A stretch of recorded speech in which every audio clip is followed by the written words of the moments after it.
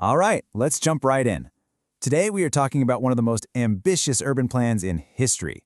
I mean, truly. We're looking at the 1909 Plan of Chicago, a blueprint so massive, so grand, it didn't just aim to reshape a city, it aimed to completely redefine what an American city could even be. This quote, it just says it all, doesn't it? It's often credited to the plan's lead architect, Daniel Burnham, and it perfectly captures the whole spirit of the thing. This was never about small fixes or little tweaks here and there. No, this was about dreaming on a colossal scale, about creating a vision so powerful it would inspire a whole generation to build it. But, to really get why they needed such a massive dream, first we have to understand the nightmare Chicago was fast becoming. The city was growing at a pace that was, well, it was just completely out of control. The sheer velocity of it all was staggering. I mean, look at this. In just a handful of decades, Chicago's population just exploded, rocketing past 2 million people by 1910. Every single train that pulled into the station brought more people, more industry, more everything. And the city's infrastructure was just buckling under the strain. And this wasn't just some abstract number on a chart. For the people who actually lived there, it was a daily reality of pure chaos. The streets were an absolute logjam of horse-drawn carts and the very first cars. The air was thick with soot and grime. The river was clogged. The city was, quite literally, choking on its own success. So right there on the very first page of the plan, they basically declare war on that chaos. This was their mission statement. The goal was crystal clear. Take this sprawling, messy, industrial beast of a city and impose a logical, beautiful, and, most importantly, efficient order on top of it all. So what was the solution? Well, it was a bold, comprehensive vision, and the man spearheading it all was the architect Daniel Burnham. Now, the plan didn't just pop out of nowhere. It was really the ultimate expression of something called the City Beautiful movement. The core idea here was that if you built a beautiful, orderly, grand city, it would actually inspire people to be better citizens. And the inspiration for all this came from Chicago's own 1893 World's Fair, this pristine, perfect white city that was the total opposite of the gritty metropolis right outside its gates. Burnham, who'd run the fair's construction, basically wanted to make that ideal permanent.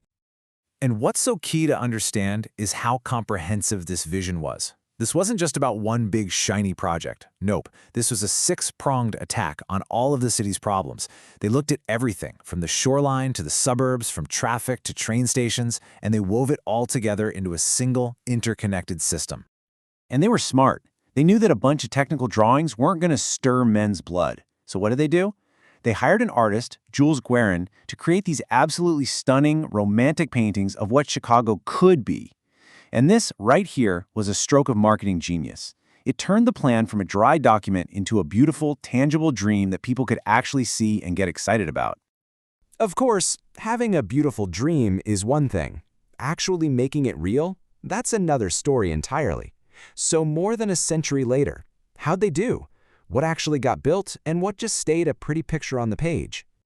Okay, let's take a look at the scorecard.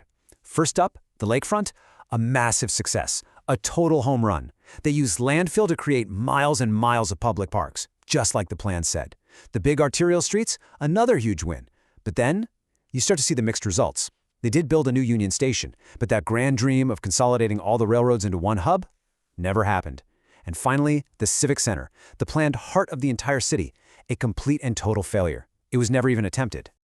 This quote, right here, points to maybe the plan's most powerful and lasting legacy. Before 1909, only a fraction of the city's shoreline was public.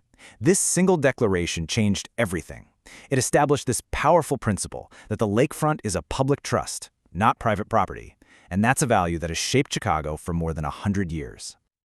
Just try to wrap your head around the scale of this for a second. 120 miles. In just 16 years, the city totally re-engineered its own circulatory system. I mean, this involved literally shaving feet off the fronts of hundreds of buildings to create the wide boulevards we see today, like Michigan Avenue.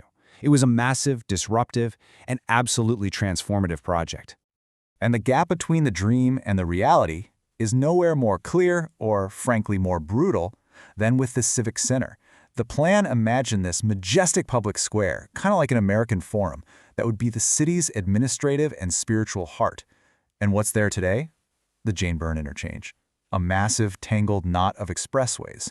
Now, it's the functional heart of the region's transportation network, sure, but it is the exact opposite of the grand, human-scaled space Burnham dreamed of. But here's the thing.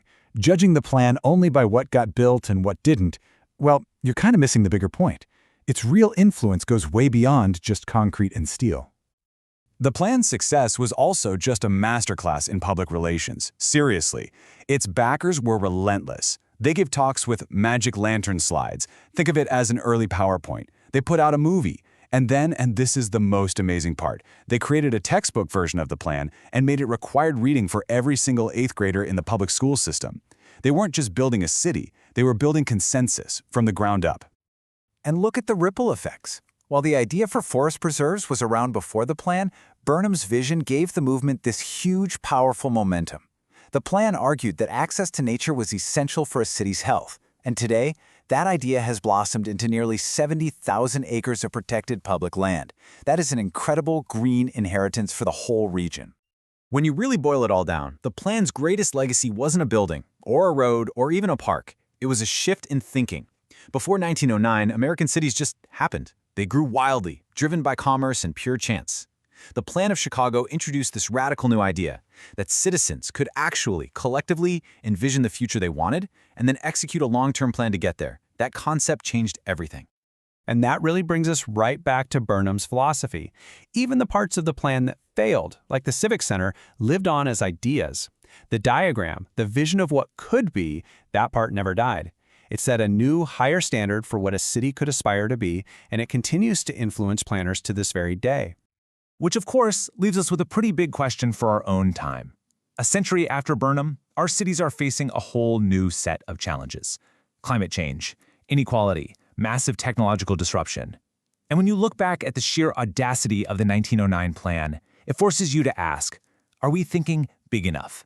What are the noble, logical diagrams that we need to be drawing for the century ahead of us?